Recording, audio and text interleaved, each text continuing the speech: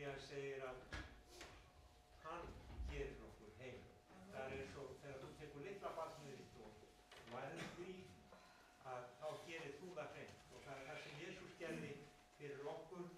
Hann fóð okkur og gerði okkur hreint. Amen.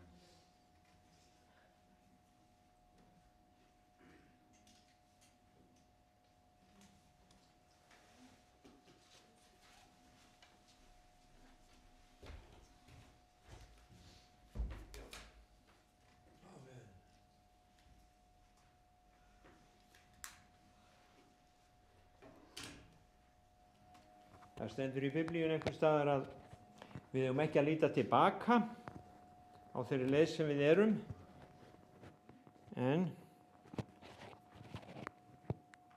það í ákveðnu samhengi, en stundum tími til að líta tilbaka. Og það núna. Ég var að hugsa það að í vikunni sem var að líða. Já. Þá bara kom hvalur og gleypti einhvern Jónas sem var að kaja. Spýtti honum út þessu. Já. Spýtti honum út þessu. Það myndaði þessu. Það ekkert annað. Nú við. En það sem ég langaði að, við erum búin að vera hérna, það kannski ekki allir sem vita það, við erum búin að vera hérna, ég og kona mín síðan 1990 í þessari byggingu. Og við erum búin að leiða kristilega starf meira og minna síðan 1986. Við vorum aðra kirkju hérna í bænum sem hét Vegurinn, sem var eiginlega, kom út frá annarri kirkju í Reykjavík sem hét Vegurinn, og við byrjuðum að starfa hérna og keyptum diskotek hérna vestur í bæ og vorum þar í 2 ár og það var heilmikið ævintýri, og þá kom til okkar í heimsókn maður sem hét Ed Fernandes, og það svolítið merkilegt tímamót að hann var að deyja núna á síðasta sunnudag. Hann var jafngamall og ég, ungur, 75 ára, en hann hafði baráttu við sjúkdóm og síðan dó hann. Og það eru núna samkomur í heila viku í borginni hans Ilo til að minnast hans. Hann var hann yfirsá 140 kirkjur. Og þannig að nú sonur hans að taka við. Hann var 7-8 ára þegar þeir voru hérna, nú hann 44 ára, ég var að tala við hann. Þannig að verk Guðs heldur áfram. En mig langaði aðeins líka til að segja ykkur það að ég kynntist konunni minni ekki á balli, við hittumst í kirkju. Við hittumst eiginlega hérna við flygilinn, og þá var hún að syngja og ég var að spila og við vorum að syngja saman. Og hérna, það var söngkópur hérna sem hét Myrra, og Helga var líka í þeim hóp, og þannig að ég að hugsa að bara þegar maður lítur tilbaka, að þó við séum ekki mörg hér í dag, að þá hafa oft verið hérna miklu fleiri. Á þeim dögum sem við Helga vorum að starfa hérna, þá voru upp í 100 börn í sunnudagaskóla. Og það var þrískipt, það var uppi, það var hérna í salnum og það var niðri. En það þetta að af hverju við erum hérna. Ég setti á Facebook hjá mér núna í vikunni að ég væri búinn að, það væru 48 ár síðan ég tók á móti Jesú Kristi sem frelsara. Og það ekki allir sem vita hvað það en ég ætla aðeins að koma inn að það á eftir, en mér langaði líka til þess að biðja konuna mína, kannski áður en að ég segi minn vitnisburð, að gefa sinn vitnisburð vegna þess að hún var svona manneskja sem fólk segir að þurfti alls ekki að frelsast, af því að hún var svo góð kona og falleg kona og það var allt í lagi hjá henni. Og af hverju þurfti hún á Jesú að halda? Mér langar bara til að biðja hana að segja okkur það. koma hérna.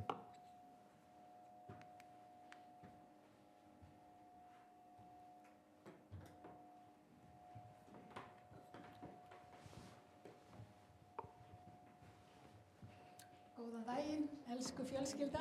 Góðan dag. Er kveikt á mér? Er kveikt á mér? Sjá. Hvað, er þetta ekki undir?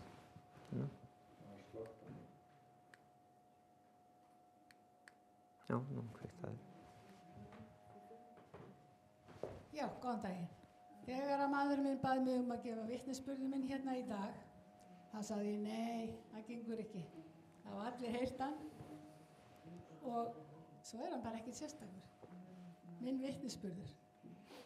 En það alltaf sérstakt þegar allur himinn gleðst yfir einum syndara sem kemst í kynni við Jesú Krist. Já, ég var ágætis manneskja. Baði yfirleitt faðirvorið á kvöldin og ef ég sofnaði miðju faðirvorið þá hrökk ég upp til að klára það. En og það ábyggilega margir fleiri svoleiðis. En við vorum alin upp með því að læra bænir og það það sem að hefur nú bjargað þessari þjóð fram að þessu, að trúin á Guð, í hvaða formi sem hún en það hinn eini sanni Guð og Jesú Kristur. En já, ég vil ekki lifa án hans, bara alls ekki. Ég var mér fannst rosalega gaman að skemmta mér. Ég var í góðri vinnu og átti góða, skemmtilega vini. Og ég get nú ekki sagt ég hafi verið skemmtalega fíkill, en mér fannst aldrei gaman að fara út og skemmta mér. Og einu sinni var ég að við vorum að ferðalagi, vinnufélagar, og þá komst ég í samband við gamlan vin sem hann og konan hans buðu mér í kvöldverð heima hjá sér. Þetta var á Flórída. Og litla dóttir þeirra bað svo fallega á borðbæn og ég hafði aldrei upplifað það fyrr. Það fannst mér alveg yndislegt. Svo sögðu þau mér að þau væri frelsuð og það hefði orðið til þess að hjónabandið þeirra bjargaðist. Þau ætluðu að fara að skilja, en það kom einhver og sagði þeim frá Jesú og þau sameinuðust aftur og eru sameinuð enn þann dag í dag. Og þetta var 1976 kannski, sem þetta var. En svo buðu þau mér í kirkju næsta morgun á sunnudagsmorgni og ferðafélagarnir mínir voru nú aldeilis hissa á mér ætla að fara að rjúka í kirkju á sunnudagsmorgni og mér bara langaði og ég fór og þar var kirkja þar sem að fólki mætti með sína eigin biblíur, búin að strika undir, búin að krassa í biblíuna. Wow. En það þykir manni nú bara eðlilegt í dag. Og svo voru þau að skiptast á því hvað Drottinn hafði talað til þeirra í gegnum það efni sem þeim hafði verið sett fyrir að lesa heima, kaflana sem þau hefði lesið. Og þetta fannst mér afskaplega, já, mig langaði til þess að tilheyra svona kirkjur, en því miður þá hélt ég að hún væri bara ekki til á Íslandi og þetta væri bara eitthvað alveg sér amerískt fyrirbrigði. En lítið vissi ég, bara nokkrum götum fyrir neðan mig var kirkja sem að predikaði Jesúm Krist upprisinn og við þyrftum að taka á móti frelsara okkar sem okkar persónulega frelsara. Þegar ég fermdist þá meinti ég af öllu hjarta að ég vildi gera Jesúm Krist að leiðtoga lífs míns, en ég gerði mér ekki grein fyrir hvað það var. Ég held að það væri bara að biðja bænir öðru hvoru og játa að ég tryði á hann. En þegar ég kom fram í þessari kirkju, þá snerti Guð við mig á svo dásamlegan hátt að meiningin að taka og gera Jesúm Krist að leiðtoga lífsins, það var miklu persónulegra. Það var svo persónulegt. Hann var ekki bara frelsari alls heimsins, hann var frelsari minn. Og mér fannst það bara alveg stórkostlegt. En já, svo var það til þess að Guð gaf mér mann og hér er ég og vil ekki breyta neinu, alls ekki. Never again. Amen. Nei, mér langar aðeins að vitna í uppáhaldsorðið mitt. Það Það er búið að færa það. Það er í Habakúk, 3. kapitel og vers 17-18. Þótt fíkjutréð blómgist ekki og víntréð beri engan ávöxt, þótt gróði olíutrésins bregðist og akurlöndin gefi enga fæðu, þótt sauðfé hverfi úr réttunum og engin naut verði eftir í nautahúsunum, þá skal ég þó gleðjast í drottni og fagna yfir Guði hjálpræðis míns. Amen. Guð blessi ykkur. Amen.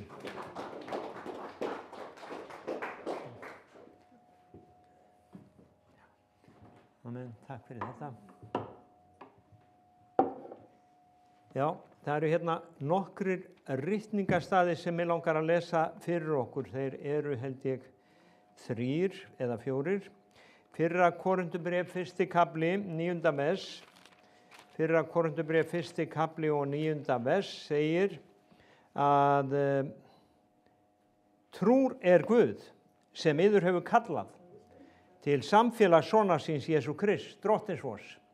Þannig að við sjáum hér að Guð, hann er trúfastur og hann hefur kallað okkur til að eiga samfélag við sig. Amen. Þannig að kristindómurinn snýst samfélag. Jóhannes að Guðspjall 3. kafli og 3. vers segir: Jesús svaraði honum, sannlega, sannlega segi þér, enginn getur séð Guðs ríki nema hann fæðist að nýju. Annað Pétursbréf,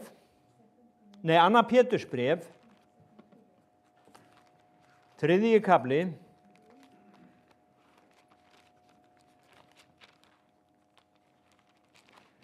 Annað Pétursbréf, 3. kafli, ekki drottinn seinna á sér með fyrirheitið, þótt sumir álíti það seinlæti, heldur er hann langlyndur við yður, þar eð hann vill ekki að neinir glatist, heldur allir komist til yðrunar.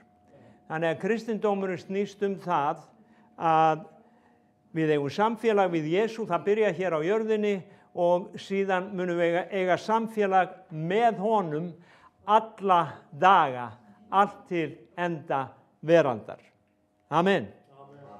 En það er eitt vers í viðbót sem ég langar að lesa fyrir okkur og svo langar mér bara, og ég segi svo Dísa að flestir hafa heyrt hluta af minni sögu en margir ekki. Það segir hérna í 2. Korinthubréfi 5:17 ef einhver er í Kristi er hann skapaður á ný, hið gamla var það engu, sjá nýtt er orðið til. Amen. Ok, ég var alinn upp á kristnu heimili.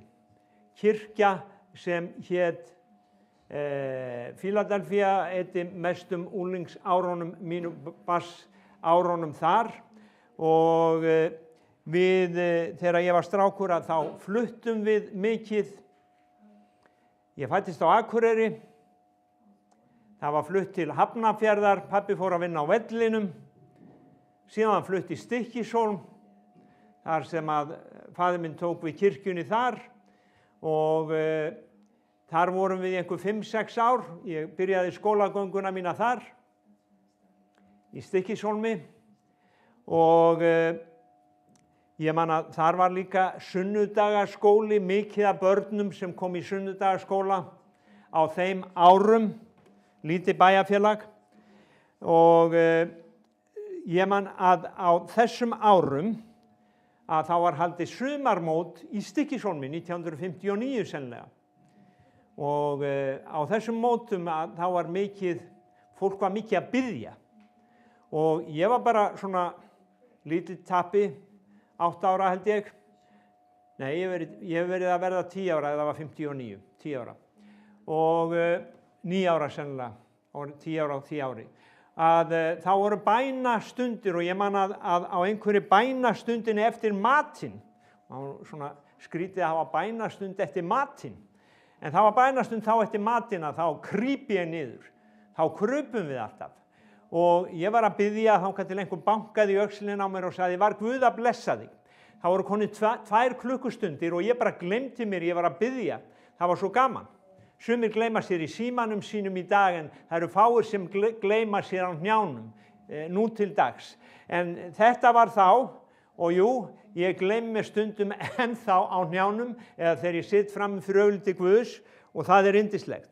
Síðan koma unglingsárin og við flytjum til Reykjavíkur og ég byrja þar í skóla og þegar ég var að spila þarna í hljómsveit í Fíladelfíu, þá spilaði ég á fiðlu, þannig að mér hefur verið margt til lista lagt í gegnum árin, eins og menn segja, og sú kunnátta er töpuð alveg eins og skipasmíðin á Íslandi, mín fiðlukunnátta, en ég á ennþá fiðluna, þannig að ég get sannað það, ef þið ekki trúið mér að ég hafi spilað á fiðlu, en kannski skiptir ekki máli.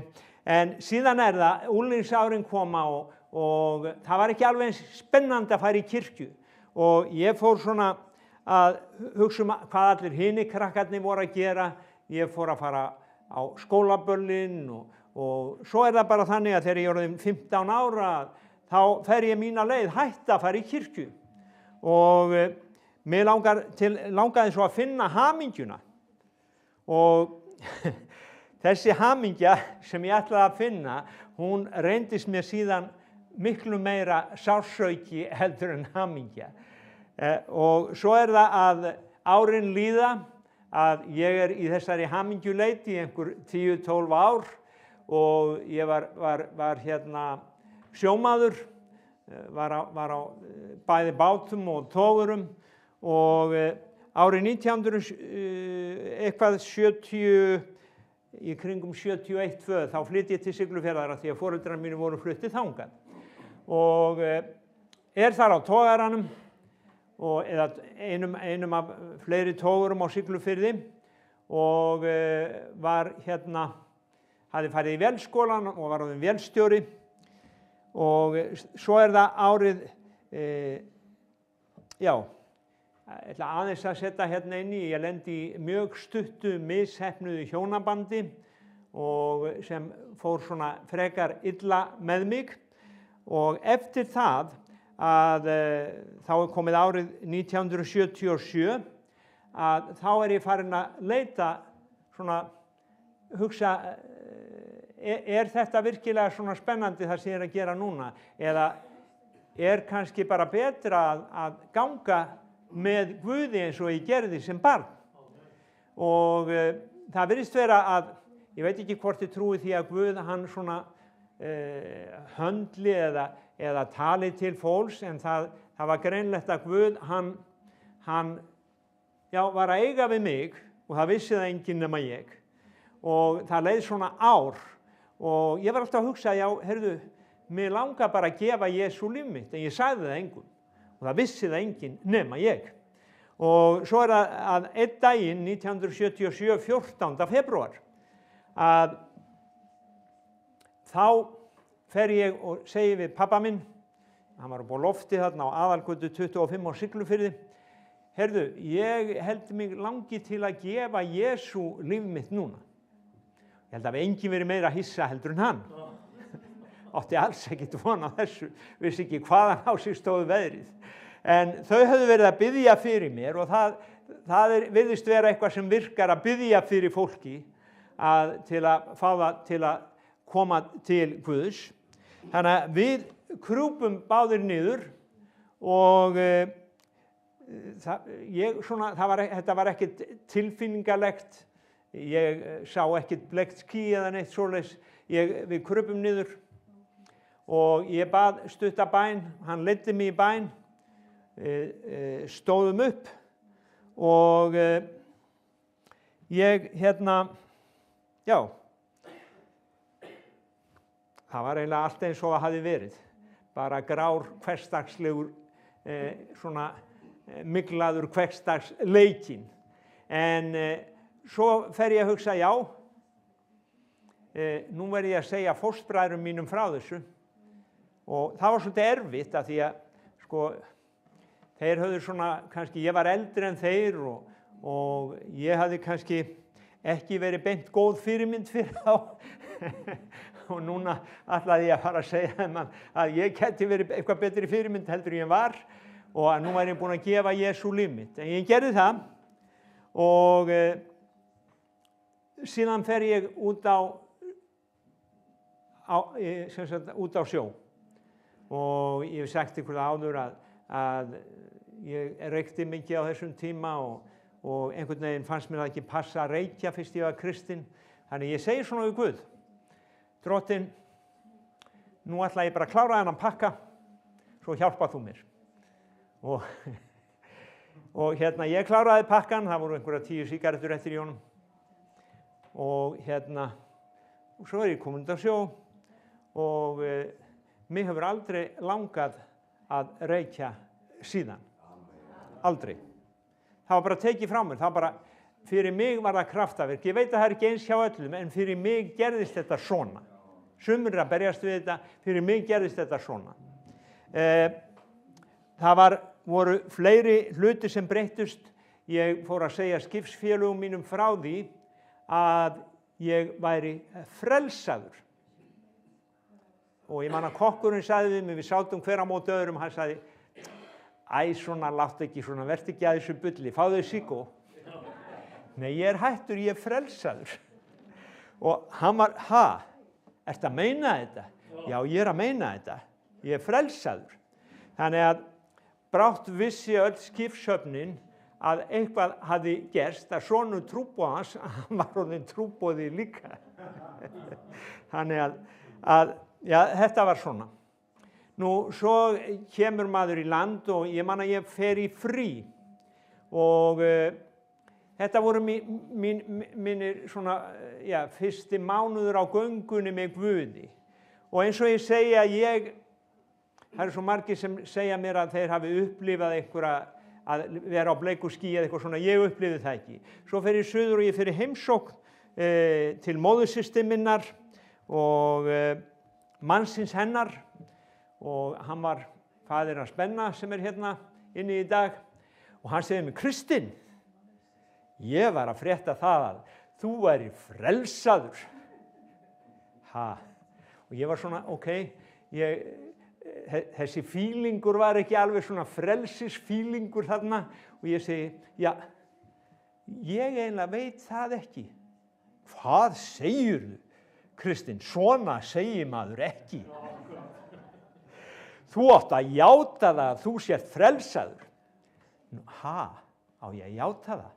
Já, ef þú trúir, svo las hann fyrir mig eitthvað vers, ég man ekki hvað það var, og hann segi, ef þú trúir, að þá ertu það, sama hvort þú finnur það eða ekki.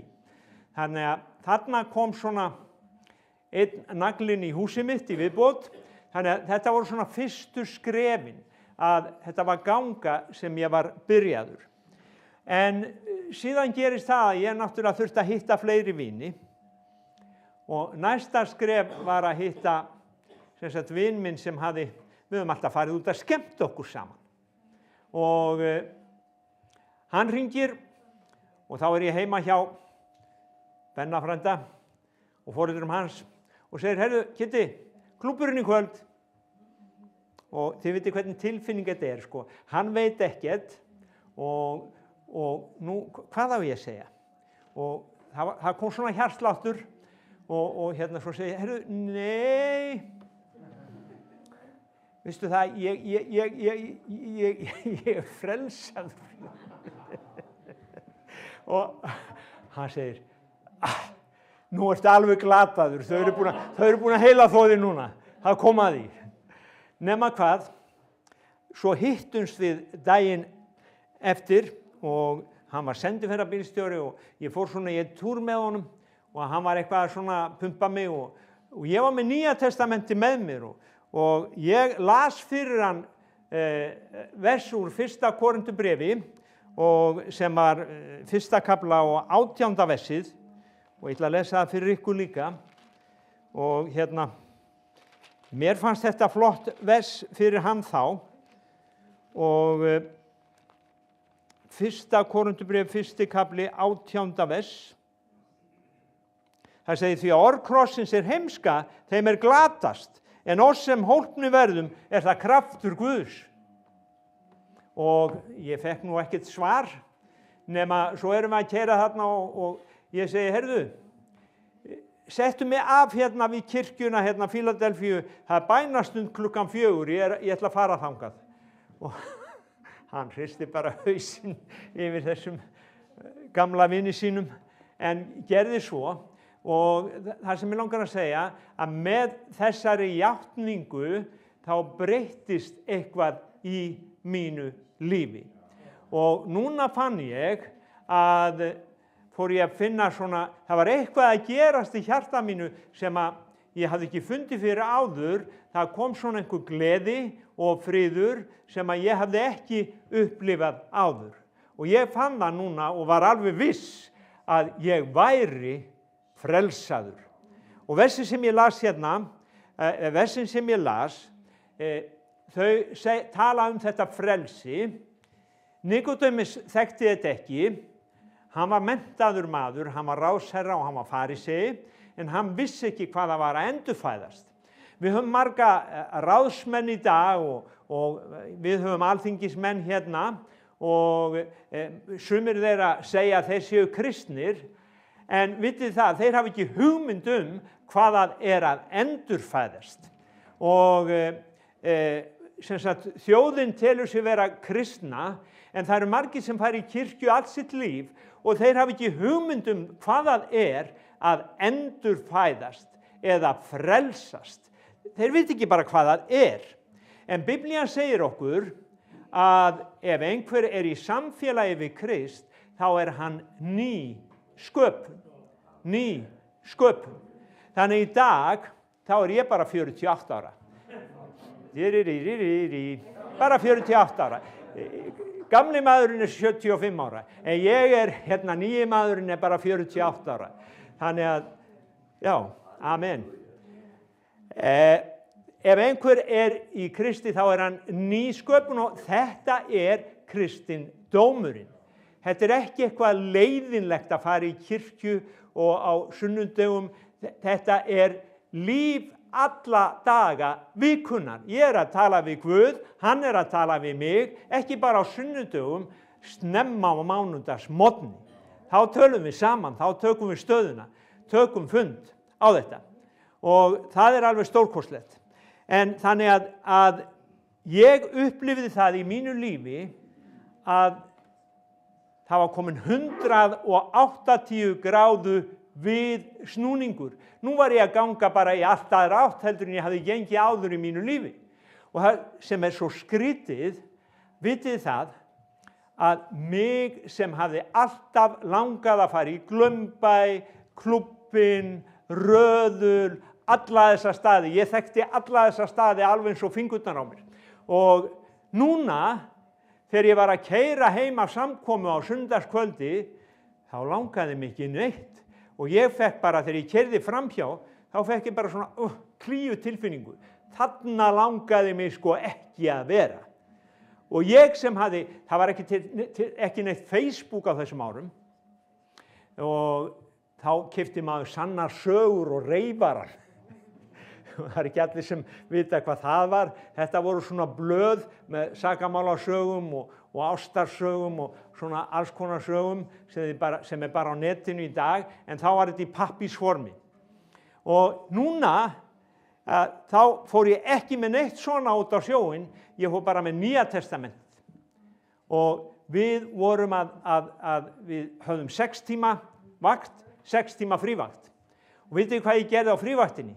Ég las allt Nýja testamentið. Ég las í gegnum Korintubréfin og svo var það ekki alveg nóg. Ég fór með það niður í vél á vaktina, þannig að ég gat litið í það af og til. Þetta var svo rosalega spennandi. Þannig að, sjáðu til, ef einhver endurfæðist, þá komið nýtt samfélagsforrit í hans tölvu. Það heitir ekki TikTok, það heitir ekki Facebook, það heitir ekki Instagram, það heitir hinn mikli voldugi heilagi andi og hann getur hann okkar nettenging og þú þarft ekki að vera með rafmagnstengingu, þetta í gegnum kemur bara í gegnum alheiminn og þetta tenging sem Guð fann upp löngu áður en maðurinn fann upp internetið. Þannig að við erum tengdir. Hann var gefinn mér þegar ég tók á móti honum og hann gefinn mér til eilífðar. Þannig að hann með mér alla daga. En ég ætla aðeins að bara svona, af því að við erum að senda þetta út líka og það þetta með gamla mannin, þessi sem 75 ára, að hann dó og sjáðu til að það sem Biblían segir okkur, ef einhver dauður, þá hann leystur frá syndinni. Okay? Hvernig getur það verið? Jú, sjáðu til, ef þú þekkir einhver dópista, þjóf og ræningja og þú kannski veist að honum hefur ekkert gengið allt og vel í lífinu, að svo lestu bara í mokkanum að hann dáinn, hann farinn. Þannig að hann ekki lengur að dópa, hann ekki lengur að drekka, hann ekki lengur að stela, hann ekki lengur að gera neitt af því sem hann var að gera áður. Af hverju? Hann dáinn. Og þú, af því þetta var vinuðinn, þá ferðu kannski á jarðarförin hans og fylgir honum til grafar. Og svo bara sérð hann aldrei meir. Og þetta málið með þann mann sem að ég var, að hann var grafinn 1977 í skírnarlauginni á Síón á Siglufirði og ég hef ekki séð hann síðan. Ég hef ekki séð hann síðan vegna þess að ég íklæddist hinum nýja manni og alla götur síðan þá hef ég haft aðrar langanir. Mér langar aldrei að gera það sem ég var að gera. Það bara kemur ekki upp. Þó það séu 30 manns að reykja fyrir framan mig, þá bara jökk. Og þó það séu 40 manns á fylliríi fyrir framan mig, þá segi ég bara jökk. Mig langar ekki. Á maður að segja ég eða mig. Við segjum allavega ekki mér, ég með málfræðing hérna. Mig langar, og það kennari hérna, málfræðingur hér og leiðréttari. Mig langar ekki lengur að gera það sem gamla mannin langaði að gera. Og það með þetta sem við þurfum að sjá að kristindómurinn, hann líf. Og þegar við byrjum að lifa þessu lífi, þá það ný byrjun á einhverju. Kristindómurinn ekki bara já, heyrðu, hann femdi mig, hann gifti mig og ég rekna með hann jarði mig. Nei, kristindómurinn eins og hjónaband. Og hvers slags hjónaband bara brúðkaupið, bara byrjunin. Það hjónaband sem aldrei var til. Hjónabandi byrja með brúðkaupi, síðan byrja lífið. Það 45 ár hjá okkur. Það voru 3 ár eftir að ég hitti Jesú, þá hitti ég Dísu. Og Jesú sagði mér að það væri allt í lagi að giftast Dísu. Og síðan höfum við verið hjón og við höfum gengið saman með Jesú. Og það hefur verið bara yndisleg ganga. Og mér finnst gott að rifja þetta upp á þessum tíma eða þessum tímamótum. Það svo margir sem segja að ég búin að vera edrú í þetta mörg ár. Ég man ekki hvað ég búin að vera edrú lengi, en ég man að ég frelsaðist árið 1977. Jú, sennilega hef ég ekki drukkið síðan. Mjög sennilega ekki. Af því að nýji maðurinn, hann hefur ekki farið á fyllir í mér vitandi. Hann hefur ekki dottið í það. Gamli maðurinn var sá maður sem datt í það. Nýji maðurinn, hann hefur heldur, ég neyddi hann til að reykja fyrstu 2-3 dagana. En það var samkomulag milli mín og Guðs að Guð leysti mig þegar þessi pakki var búinn. Eftir það hefur nýji maðurinn ekki reykt. Þannig að ég þakklátur fyrir þá sem frelsast og þeir hætta að drekka og hætta að dópa og allt þetta, en ég frelsaðist til að frelsast af því að ég vildi elska Jesú og síðan tók hann bara frá mér allt hitt, það var bara bónus. Ég hef ekki gert neitt af því síðan. Þannig að þetta samfélag við Jesú, það er nýtt líf með nýjar langanir. Og ég man að svona að lokum pabbi var búinn að vera hérna í Síón nokkuð mörg ár með heilmikið barnastarf, en það gekk aldrei að fá fólk á samkomur. En eftir að ég frelsaðist, að þá fekk ég skipstjóran minn og alla hans fjölskyldu í Síón, sem var eiginlega kraftaverk á þeim dögum. Þau komu á jólasamkomuna og það heldur allir að nú væri að koma vakning, en reyndar komu þau ekki aftur, en þau komu allavega og fengu að heyra fagnaðarboðskapinn Jesúm Krist. Og flestir mínir skipsfélagar fengu að heyra Jesúm Krist, ef ekki allir. En málið að það eru svo fáir sem vita þetta, að þetta snýst Jesú. Það eru svo margir sem halda, þeir sjá bara kirkjubyggingu, já, heyrðu, ég ertu að fara í kirkju? Nei, ég að fara að eiga samfélag við hann og systkini mín í trúnni. Það er kirkjan. Við erum kirkjan, við komum í húsið, við erum kirkjan. Þannig að við komum hérna saman, þegar við förum út, þá boðum við fagnaðar erindið. Og mér langar bara aðeins að enda á þessu. Ég var á ráðstefnunni í Reykjavík í gær, sem er undirbúningur fyrir átak sem á að vera hérna í sumar, sem er kallað milljón mánuður. Já, og milljón mánuður þýðir að það er ákveðin hópur af fólki sem trúir því að við getum boðað fagnaðar erindið til milljón manna á hálfum mánuði í júlí í sumar. Þau koma hérna, það er frá 21. júní til 7. júlí. Þau ætla að koma hérna, þau ætla að vera í Reykjavík og það verður ungt fólk sem verður á götunum í 14 daga. Og tölfræðin segir okkur að það verða 40.000 mann sem fá að heyra á Íslandi þessa daga. En það blessaði mig að heyra í gær kona sem er í götutrúboði í London. Hún kom og sagði okkur aðeins frá sinni reynslu af götutrúboði og hún hefur viðurnefnið Sleggjan. Og það er af því að hún er óhrædd við að fara hvar sem er. Hún sagði, ég elska að fara í gaypride-göngur og boða fagnaðarerindið. Og ég hef leitt marga sem sagt, homma og lesbíur til trúar á Jesúm Krist. Og það, ef við predikum fagnaðarerindið, það er þá sem að fólk tekur á móti Jesú Kristi.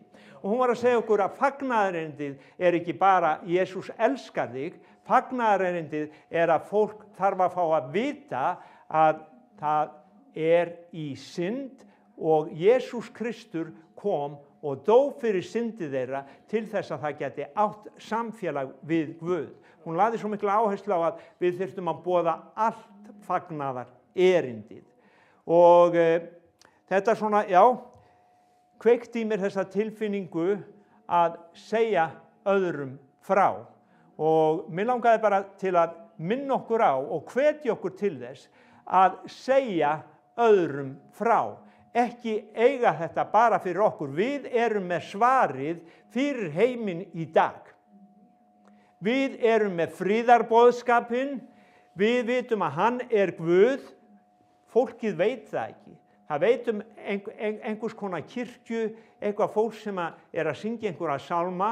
Það veit það ekki að fagnaðarerindið er þessi kraftur Guðs sem breytti mínu lífi og sneri mér 120 gráður og ég var að segja líka vitnisburðinn hans Alla sem er hérna í kirkjunni, hann ekki hérna í dag en ég má segja það, að Guð sneri honum 180 gráður líka vegna þess að hann var ofbeldishneigður drykkjumaður sem fólk var hrætt við, svo frelsast hann og þegar hann frelsast þá koma allir vinnufélagarnir hérna á samkomu þegar hann tók skírn.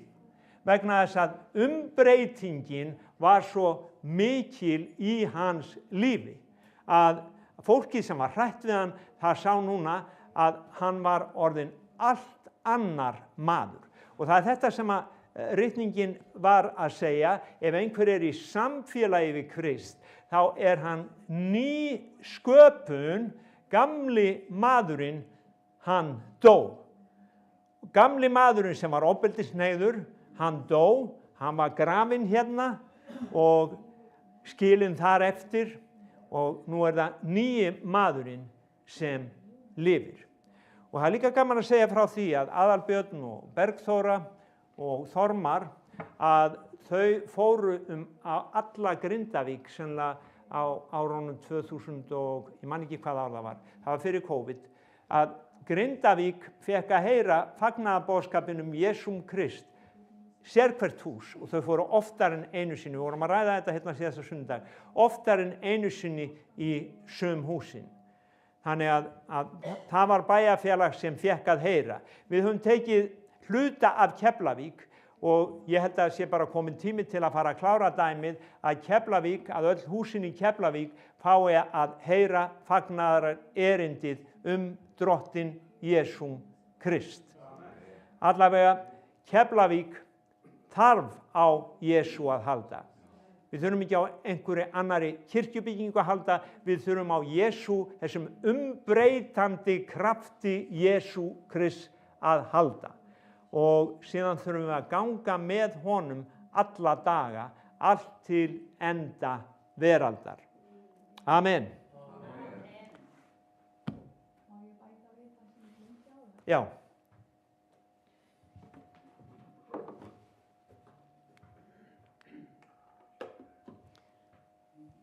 Ég var nefnilega búin að skrifa heila A4 og svo veit ég ekki hvað gerðist. Það sennilega aldurinn, en það hvarf allt. Það var bara blank page, því ég ætlaði að fara að nota það.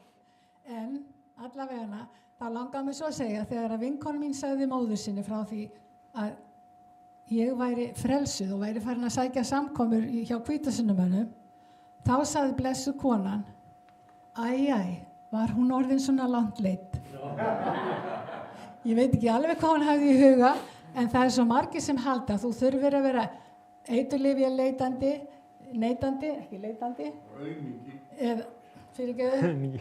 sem sagt áfengi sjúklingur eða eiga einhverjum rosalegum vandræðum, að þá þurfir það á Jesú að halda.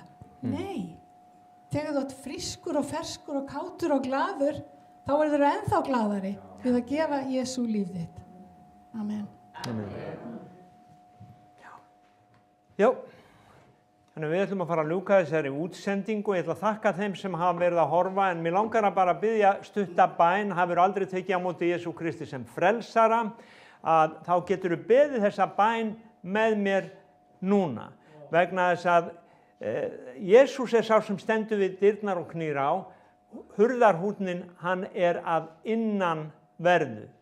Jesús ryðst ekki inn í líf nokkurs manns, hann kallar, hann dregur og þess vegna skulum við biðja þessa bæn saman í dag. Við segjum bara kæri Jesús, þakka þér fyrir að þú elskar mig. Þakka þér fyrir að ég má koma til þín núna eins og ég og þú hreinsar mig, þú þværð mig, þú gerir mig heilagan, lítalausan, frammi fyrir Guði Föður. Og ég segi bara takk Jesús. Amen. Og við kveðjum bara frá Hvítasunnu-kirkjunni í Keflavík í dag. Guð bless ykkur og takk fyrir áhorfið. Amen. Gjörðu svo vel, Snorri.